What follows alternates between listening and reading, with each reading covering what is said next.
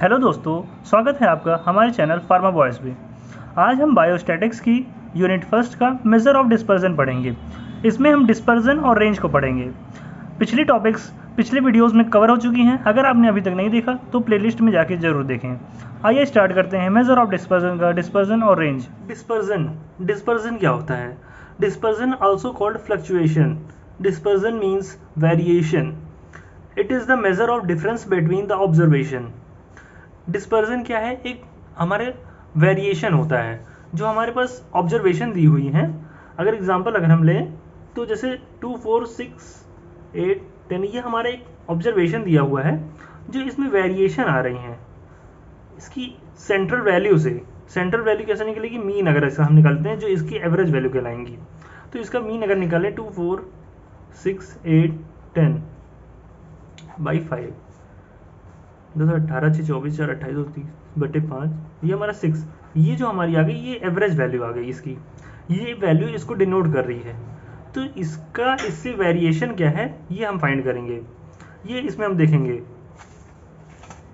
पहले मीन निकाला फिर ये। अब इसका हम कंपैरिजन करते हैं डाटा के साथ। जो हमारा 6 आया है उसके साथ कंपैरिजन करते हैं तो डाटा चेंज हो रहा है। ये देखिए, ये जो डाटा चेंज हो रहा है इसी को हम वेरिएशन कहते हैं। It is obtained by comparing the individual observation with its average value। वही जो हमने बताया कि जो एवरेज वैल्यू आई है उसका डिफरेंशिएशन, इसका जो वेरिएशन हो रहा है इसमें, इस ऑब्जर्वेशन में, उसी को हम लोग फाइंड करते हैं। तो इसका यूज़ क्या है? यूज़ इसका देखते हैं, किसी भी डाटा को कंट्रोल कर सकते हैं। अब इसका क्या मतलब? किसी भी डाटा को कंट्रोल, अगर हम डेली लाइफ एग्जांपल लें तो जैसे किसी की हार्ट रेट ले लें अगर, तो मैंने यहाँ हार्ट रेट की बात की। तो हार्ट रेट अगर किसी पेशेंट का ये है, इसमें देखिए वेरिएशन है। तो अगर ये एक रेंज के बाहर जाता है तो ये डेंजरस हो सकता है। तो इस डेंजर को बचाने के लिए, कंट्रोल करने के लिए डॉक्टर्स इसका यूज़ करते हैं। तो इसके बाद दूसरा जो है, दो डाटा को कंपेयर कर सकते हैं। दो डाटा रहेगा, हमें उसको कंपेयर कर सकते हैं, या एंड वेदर इन्फॉर्मेशन को कैलकुलेट करने में भी ये डिस्पर्जन हेल्प करता है। इसमें जो टाइप्स हैं डिस्पर्जन के, इसमें सिलेबस में 2 ही दिए हुए हैं हमारे। तो पहला जो है रेंज, ये किसी भी ऑब्जर्वेशन की हाईएस्ट एंड लोवेस्ट डाटा का डिफरेंस होता है। अगर हम हाईएस्ट डाटा में से अगर लोवेस्ट डाटा को माइनस कर देंगे तो हमारे पास जो एक उसका ऑब्जर्वेशन का रेंज है वो हमें फाइंड आउट हो जाएगा। तो रेंज इक्वल्स टू क्या होता है? Larger unit minus smaller unit. Example से हमारे पास, हमारा एग्जाम्पल देखते हैं, एग्जाम्पल से हमें क्लियर हो जाएगा। एग्जाम्पल हमें दिया हुआ है, variable equals to X equals to 2, 4, 6, 10, 12, 14। Range find करना है। तो रेंज क्या है? Larger unit minus smaller unit. तो लार्ज यूनिट कौन सा है इसमें? 14, और स्मॉलर यूनिट कौन सा है? 2। 14 माइनस 2 इक्वल्स टू 12। ये हमारा रेंज निकल के आ गया इस ऑब्जर्वेशन का। एंड इसमें कोएफिशिएंट रेंज क्या होता है? हायर माइनस लोअर डाटा और हायर प्लस लोअर डाटा। तो एग्जांपल्स जो आते हैं, क्वेश्चंस जो आते हैं वो ऐसे आते हैं, देख लीजिए एग्जांपल के तौर पे। Calculate the range and the coefficient range for the following data recording haemoglobin percentage of 10 patient. हमारे पास 10 पेशेंट का हीमोग्लोबिन परसेंट दिया है, उसमें हमें रेंज और कोएफिशिएंट रेंज निकालना है। तो ये हमारे पास डाटा दिया हुआ है, ये इंडिविजुअल सीरीज के लिए है। तो ये हम डाटा लिख दिए, उसका रेंज हमने क्या बताया? Higher minus lower. यहाँ पे हायर कौन सा दिख रहा है आपको? हायर यहाँ पे है 13.2, ये आपका हायर डाटा हो गया। और लोअर डाटा कौन सा है? 8.3। बस आपको सिंपल सा बस उसको माइनस कर दीजिए, आपके पास ये रेंज निकल के आ गई। अब हमको क्या फाइंड करना है? कोएफिशिएंट रेंज इक्वल्स टू क्या मैंने बताया? Higher minus lower data upon higher plus lower data. तो हायर डाटा हमारे पास 30.2 था और लोअर डाटा क्या है? 8.3। बस सिंपल सा फार्मूले पे रखना है।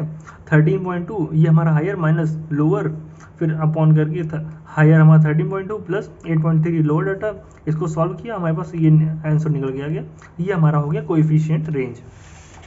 ऐसे ही हमारे डिस्क्रिप्टिव सीरीज के लिए क्या है?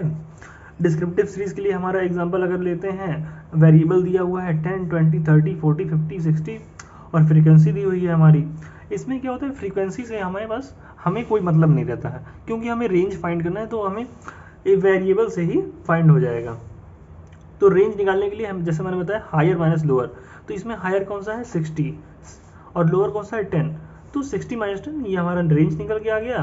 फिर कोएफिशिएंट रेंज का मैंने फॉर्मूला बताया, अब उसको फॉर्मूले को इम्प्लीमेंट करिए। हायर हमारा क्या था एल इक्वल्स टू मतलब एच इक्वल्स टू क्या है 60 और एल इक्वल्स टू 10। सिंपल सा फॉर्मूला रखें 60 माइनस 10 60 प्लस 10 50/70, ये हमारा निकल गया कोएफिशिएंट रेंज। एकदम सिंपल है। और कॉन्टिन्यूस सीरीज के लिए क्या करते हैं, कॉन्टिन्यूस सीरीज में केवल एक हमारा काम रहता है मिड वैल्यू फाइंड करना। हमने बताया था मिड वैल्यू का फार्मूला क्या होता है, मिड वैल्यू का फार्मूला होता है higher limit plus lower limit upon 2। तो जैसे यहाँ पे दिया हुआ है हमारा जो ये दिया हुआ है ऑब्जर्वेशन 80 प्लस 90 अगर हम करेंगे 80 प्लस 90/2 तो ये आ जाएगा 170/2 इक्वल्स टू 85। ये हमारा निकल गया मिड वैल्यू, ये इसका आ गया। ऐसे ही हम सबकी मिड वैल्यू निकाल लेंगे। देन इसमें हम हायर लिमिट और लोअर लिमिट देखेंगे, हायर डाटा और लोअर डाटा। ये इसमें हमारा हो गया हायर डाटा 125 और इसमें हो गया 85। सिंपल सा फॉर्मूले पे रखिए 125 माइनस 85, ये हमारा रेंज निकल के आ गया। कोएफिशिएंट रेंज निकालना हो तो कोएफिशिएंट रेंज का formula higher minus lower upon higher plus lower. Higher क्या था हमारा 125 था और लोअर था 85। दोनों को यहाँ पे इम्प्लीमेंट करते हैं 125 माइनस 85 125 प्लस 85, ये हमारा निकल गया कि सॉल्व करने पे ये आंसर निकल गया। ये हमारा हो गया कोएफिशिएंट रेंज।